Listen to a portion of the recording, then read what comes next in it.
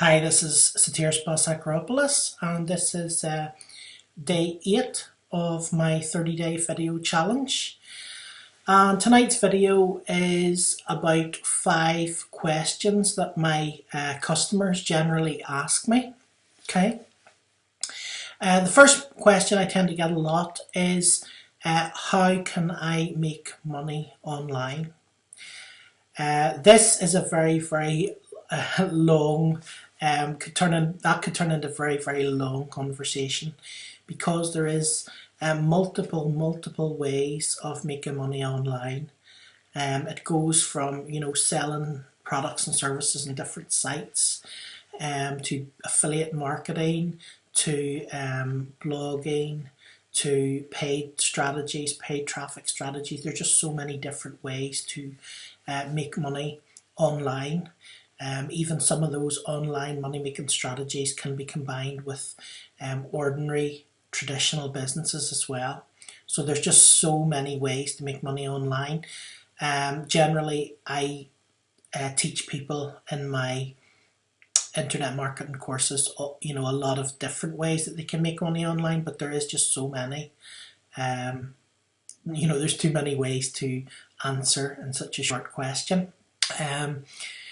Do I need a website to make money online? That's another question I get a lot of. Now, what I would say to you is, you can make money. Okay, it's not impossible.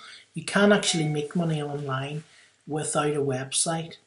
The thing about it is, generally most people who make money online without a website are using someone else's website. And the downside of that is that it is actually someone else's website. They are using another company, and that company can change their rules, or they can fire them any time.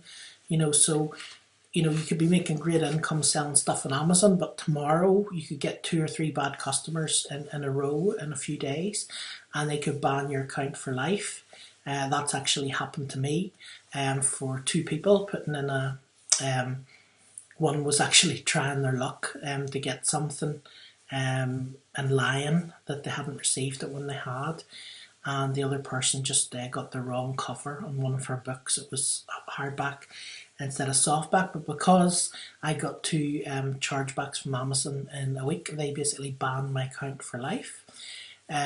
So I don't really recommend that you depend on eBay or Amazon or any other company for your income. I personally always recommend that people make their own website, because if you have your own website, it's your land, it's your business. It's like putting a shop. It's like building a shop on someone else's land, right? You wouldn't really do it. You wouldn't go and build your house in your neighbour's garden. So why would you build your business on just eBay or Amazon? Why would you not have your own website as well? So I would suggest definitely having your own website, but you don't have to. But it would be one of the first recommendations I would make, would be to have your own website or blog, and to brand yourself and not to brand other companies. The reason these companies make so much money is because of the branding, because they're getting branded all the time. So if you're going around branding them instead of branding yourself or your own brand, you're going to be making them rich, not yourself. So the next one is, how much will it cost to get started in this business, right? In an internet business, that's another, it's a sort of another hypothetical question, but really, if you compare internet business with traditional businesses as far as how much it costs to start and the return of the business, really, internet, there isn't really much to beat an internet business. At the end of the day, if you're really serious, and you're really doing everything really properly, and you're really serious, just for the tools and stuff for running your internet business properly, you could be talking maybe $2,000 or $3,000 a month. Okay. But that's for when your business progresses. You wouldn't start off at that level. But what you do, what you do need is you do need some basic tools. You need hosting. You can start with a cheap hosting at $20 a month. You need a website, so you'll pay a few $100s for someone to make you a website, or you can make one yourself. I don't recommend you get free websites on Google or Blogger, because they're actually, again, you're building your business on someone else's land and they can delete your business at any stage. So I don't really recommend free websites. But it's up to yourself if you would build your business on in your next door neighbour's garden or your house. So I don't recommend that. Realistically, just to have an autoresponder, to build your own list, to buy a domain, you're talking $10 for each domain. So if you have maybe 3 or 4 domains, you're talking $30-40. You're talking $20 in the beginning of the month, and then maybe up to say $100 when you get a really big list. Obviously it'll start going over that for your autoresponder, so that's sort of every month. Other expenses you'll have is basically training. I mean, the most money expenses that I spent was basically on training courses. I spent over $100,000 on training courses, and probably half that again in software and stuff over the last 10 years. So it costs you a bit of money, but if you look at it from a return point of view, to set up a McDonald's franchise or whatever, you probably need $500,000, and you probably make about 50,000 a year or something, 50 or 60,000 a year. So it'll take you 10 years to get your money back. In internet marketing, even if you did spend 20 grand a year, you can get your money back in a couple of good months, right? So I definitely prefer internet marketing from most other businesses for that reason. Another question I tend to get a lot from people is, what should I do about my social media, or how do I do social media? What should I do about it? So on and so forth. I recommend going for multiple social networks.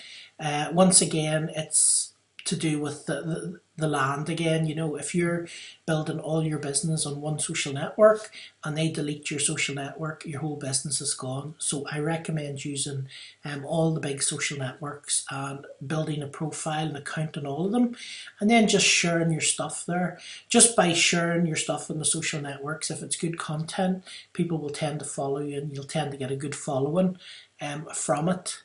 Even if you're just sharing your content, your blog posts, your websites and stuff like that, or just tweeting, giving out general information. So I would say you would do the big social networks at the very least, like Facebook and Twitter, YouTube, Instagram, stuff like that, right? Pinterest. What should I sell online? This is another big question that I get from people. What should I sell online? It actually depends a lot on yourself, okay? It depends what type of person you are. It depends, on what you're interested in. Now, I would say it's a good idea to sell something online that you either know a bit about, or that you're really interested in, or you really like buying yourself, because it's much easier to sell to other people when you're really interested in it and you know a lot about it, okay? So, if you're really, really into, pet care, looking after animals and stuff like that, you could share your tips online, and you can even charge people and do courses and ebooks and stuff on it, and charge people to access that stuff.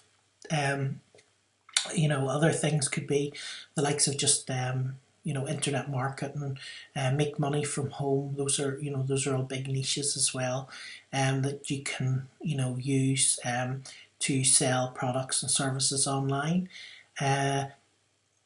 You can sell physical products, so you could also sell physical products, like high-end products.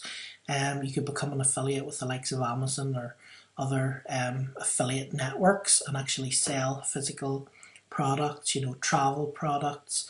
There's just an endless list of different things that you can sell online. So what I would say to you is, write down 100 things, write down 100 ideas for things to sell online.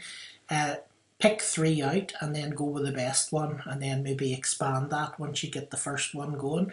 Then expand it maybe the second one, the third one, and so on and so forth. How long will it take for me to make X amount of income online? Okay.